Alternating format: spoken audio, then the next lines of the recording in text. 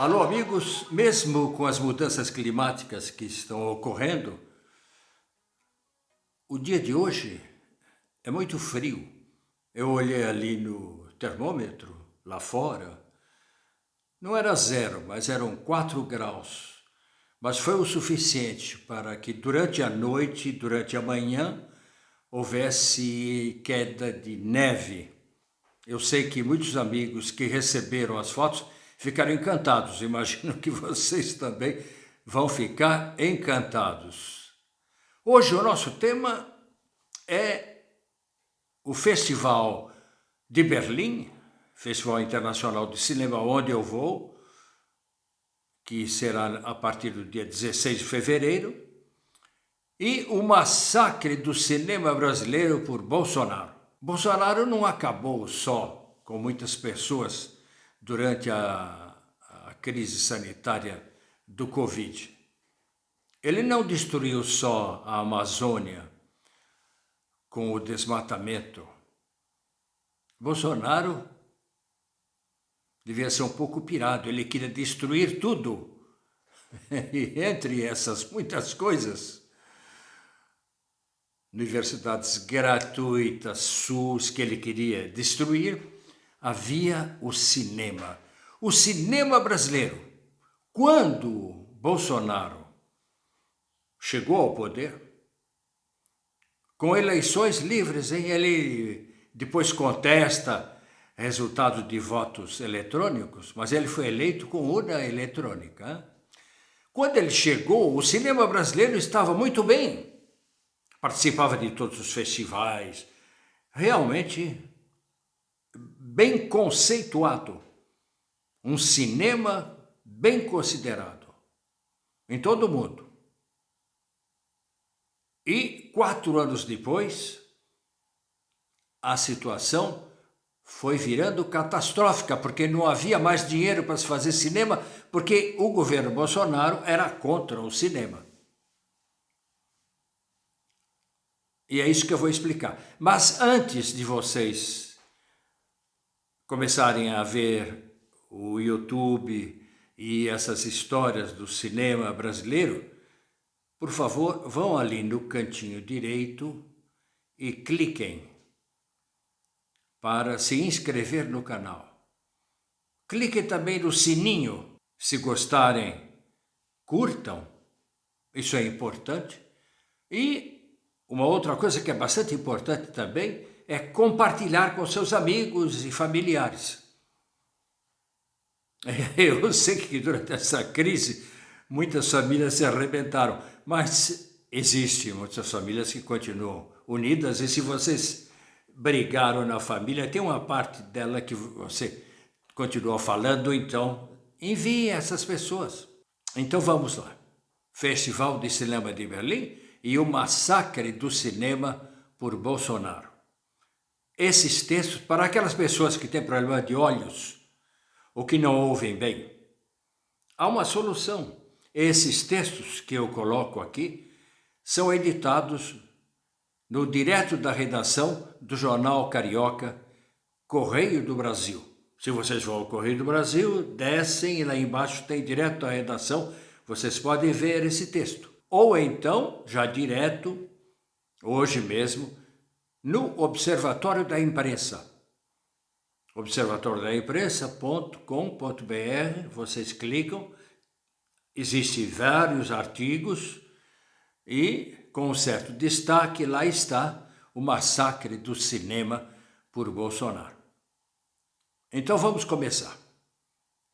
Dentro de alguns dias, o 73º Festival Internacional de Cinema de Berlim, um dos mais prestigiosos e importantes festivais do mundo, anunciará os filmes selecionados para a competição internacional.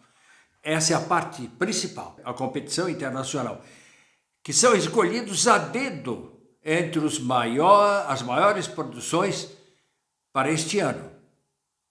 A maioria dos filmes que estarão em competição são filmes inéditos, que terão primeira exibição em Berlim. Esses filmes são escolhidos a dedo, como eu disse, dentro das produções de todo o cinema em todo o mundo. E a pergunta que se faz é a seguinte: haverá filme brasileiro? Nada transpirou até agora. Tenho a impressão que essa revelação dos filmes escolhidos será no dia 23, agora na segunda-feira, e não tenho bola de cristal para responder já. Mas uma coisa é certa: durante seus 4 anos de governo, Jair, que já se foi, Bolsonaro, tudo fez para destruir o cinema brasileiro. Em setembro do ano passado, ao propor o orçamento para este ano, 2023, Bolsonaro previa o corte da contribuição para o desenvolvimento da indústria cinematográfica, com o Decine, que arrecada o equivalente a 1,2 bilhão de reais anuais. A maior parte desse dinheiro é destinado à Ancine, a Agência Nacional de Cinema, criada em 2000. O apoio ao cinema com a arrecadação pública vinha desde 1960 com o Instituto Nacional de Cinema e em 1980 com a Embrafilme, incluindo a participação das televisões. O plano geral do ministro Paulo Guedes consistia em enxugar as despesas estatais, privatizar e desonerar o capital privado. E isso incluía, a pretexto de gerar mais competitividade, zerar as atividades financiadoras de atividades culturais e restringir ao ensino básico as atividades educacionais. Logo no começo do governo, Guedes falou mesmo na privatização das praias.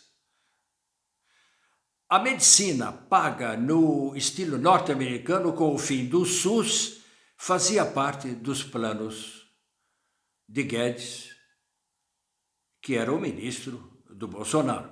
Como você sabe, o Bolsonaro não governava, ele levou a vida fácil em todos esses 4 anos. Ele deixou com aquelas pessoas que ele confiava e ia fazer motociata, fazer campanha antecipada para 2022, mas governar mesmo não governava. Em todo caso, o que o Guedes dizia, ele assinava embaixo. Então, esse Guedes, que queria a privatização das praias, também queria o fim das escolas, os colégios, das universidades, que eram estatais, para se tornarem pagos. Era uma meta de Bolsonaro, privatizar tudo. Mas um pouco ele privatizava até o ar. A medicina paga no estilo norte-americano era também um dos objetivos, com o fim do SUS. A cultura, a civilização, elas que se danem. Você se lembra de Gilberto Gil ironizando lá, mas de uma maneira premonitória, o que viria no Brasil, no nosso Brasil tropical. A cultura e a civilização, elas que se danem. Mas o assassinato do cinema nacional, preconizado por Bolsonaro, respondia também aos anseios de sua base religiosa fundamentalista evangélica, insatisfeita com a temática pecadora dos filmes. Se não houver filtros, dizia ele, ou seja, se não houver censura, eu privatizo, dizia o ex-presidente da extrema-direita religiosa, que já se foi. Entretanto, a opção de se utilizar a Ancine para a produção de filmes bíblicos carolas, como gostariam seus pastores apoiadores, deve ter sido descartada. Os filmes nunca seriam convidados para os festivais internacionais e se tornariam um marcante fracasso de bilheteria, dentro do Brasil. A hipótese de serem exibidos nas igrejas seria concorrência desleal com os cinemas, exigiria um alvará especial e, pior que isso, tiraria dos pastores o palco ao qual estavam acostumados. A isso eles não queriam. A variante já existente, sem o mesmo impacto, é o uso online doméstico de filmes religiosos ou gospel, capazes de reter um público de fiéis idosos, mas olhados com indiferença pelos jovens, mesmo pelos jovens evangélicos. No Festival de Cinema de Locarno, onde estive em agosto, eu já comentava que os filmes brasileiros ali presentes tiveram de ser feitos com o apoio estrangeiro, principalmente pela França, ou principalmente da França. Esse retrocesso do cinema brasileiro, provocado por Bolsonaro, cujo governo não tinha praticamente um ministro de educação no MEC, ocorreu justamente num momento de grande expansão e aceitação internacional, como eu disse no começo deste YouTube. Vamos agora ter esperança com a ministra Margarete Menezes, ministra da Cultura, cujo orçamento total, e que inclui, então, a parte dedicada ao cinema, é de 10 bilhões de reais, pois Bolsonaro dera apenas 1,5 bilhão de reais para a cultura em 2022. Isso está englobando tudo. E, como eu disse, para o cinema, ele queria acabar cortando o mesmo.